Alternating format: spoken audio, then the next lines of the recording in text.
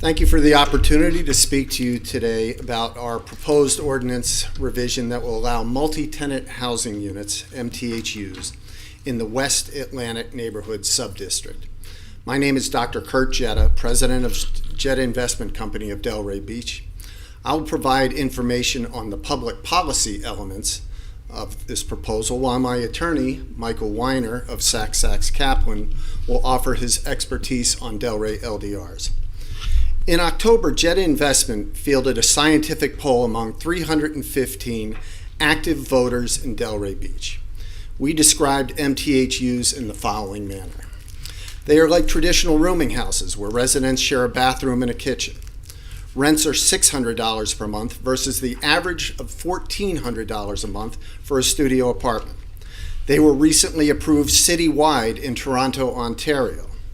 MTHUs do not require any tax breaks or subsidies. They include advanced security systems and rigorous background checks for prospective tenants. They have existed in Delray Beach since 1960, and there have been no incidents of crime in these units since rigorous tenant vetting was implemented. When offered these facts about MTHUs, the support of Delray voters was overwhelming and broad. By a 3-to-1 margin, voters supported MTHUs. Now, we understand there are many legitimate concerns about MTHUs, but in a 10-minute workshop, I just don't have time to address every single one of them. That's what the vetting process is all about by city staff. But the three most common we hear are concerns about shared bathrooms, Delray's bad experience with sober homes, and the fear of abuse by bad landlords. And all these concerns and many others are addressed on our website, and I can address them in this forum as well. Since we last presented the MTHU's concept to the Commission in October 2022, we've made the following changes.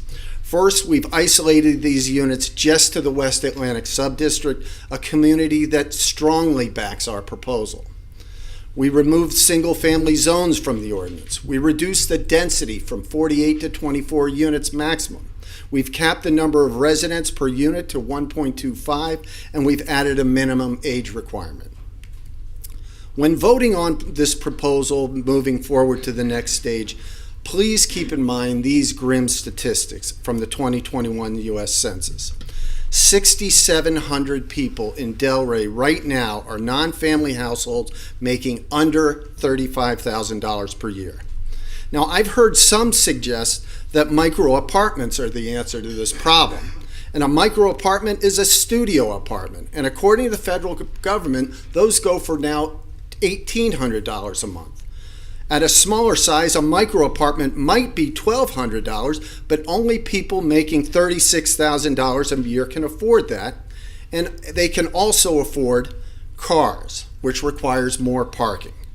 What about the people making less than $36,000 a year?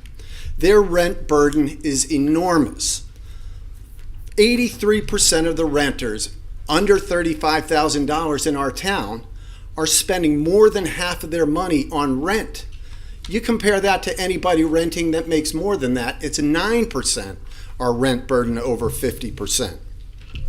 Now, besides all the human aspect of the low-income housing, there's 4 reasons why we should all care about this subject. 1, we reduce homelessness. 2, we maintain a pool of low-wage workers to support local businesses, and we also 3, free up income that can be spent on those local businesses. Plus, we stabilize communities with a stable living situation. We see all these concepts at work with the tenants at our building at 105 Northwest 5th Avenue. There's 10 units there, 3 traditional apartments, 7 MTHUs. 5 of the 10 were homeless right before they moved in. 2 of them were placed by our outreach coordinator, Ariana. 1 of them works for the city of Delray Beach. Gregory works for Delray Housing Group. Both were homeless before moving in. Now both can walk to work. Nick bikes to his job at Marshall's. Jackie works at TJ Maxx. Desiree at McDonald's. Tamika at Home Depot. 4 of the tenants are on fixed incomes. 3 retired and 1 a disabled vet. Since not all their money is tied up in rent, Nick enjoys spending his money at nightclubs and surf shops on the Ave. Jackie goes to local nail salons weekly to maintain the most ornate set of nails you've ever seen. Spider is a retiree and likes to treat the other tenants to a cookout every few months. Of the 7 MTHUs, there are only 2 cars. Of the 3 traditional apartments, there are 4 cars. Nick, Jackie, and Spider have a combined 14 years living there. This is not transient living. And in the words of Charlene Farrington of the Spady Museum, they are the eyes and ears of our neighborhood. We are proud to call them neighbors. As I hope you can see, this is a winning issue from a personal, a political, and a policy standpoint. 70% of the Delray voters support this measure. Over 200 have signed the petition supporting it, and the leaders of the set came out in force to voice their support. In fact, many are here today. Can I see a show of hands? Who is here for the support? We understand this is only the first of many steps to final approval, but thousands of our residents are in need right now. I believe this information meets the threshold for further review by city staff, and I'll now turn it over to Mr. Weiner. Thank you, Kurt. I know we have a time schedule here, so let me get to it. The superiority of Kurt's program is it does not require a subsidy. All we need is an acknowledgement that building and maintaining even micro units is beyond the financial capabilities of a substantial portion of our local population, and we know that is true. The program is designed so as not to allow overcrowding or concentration of a single housing type. The proposed ordinance is easily understood and implemented, but at the same time, it's measured and directed. So let's get to the highlights of what that ordinance is. As you've heard, only 24 units per property. No projects. It's not going to look like New York. Income category. The income category is such that multiple cars are not going to be on the premises. We know that. So parking requirements can be adjusted properly. The proposal will be a conditional use. You'll always have a hearing on a specific project. If they'll come, they'll be here before you. The minimum stay is 6 months, and that's going to be monitored. I'll explain that. The occupancy of each unit is controlled, and I'm sure you know that in apartment buildings, renters will often create their own sub-scheme and rent to roommates. So it's likely that this is going to be less occupied than some of the apartments you're approving. Minimum age, 18. Only a single area designated in Delray Beach. This is not going to be all over the place. These are going to be managed properly, so you're not going to see their proliferation.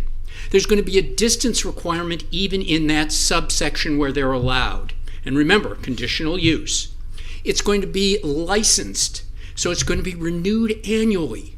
If you see someone operating incorrectly, in 12 months they will be back. And if they can't justify it, you can take the license away without any difficulty.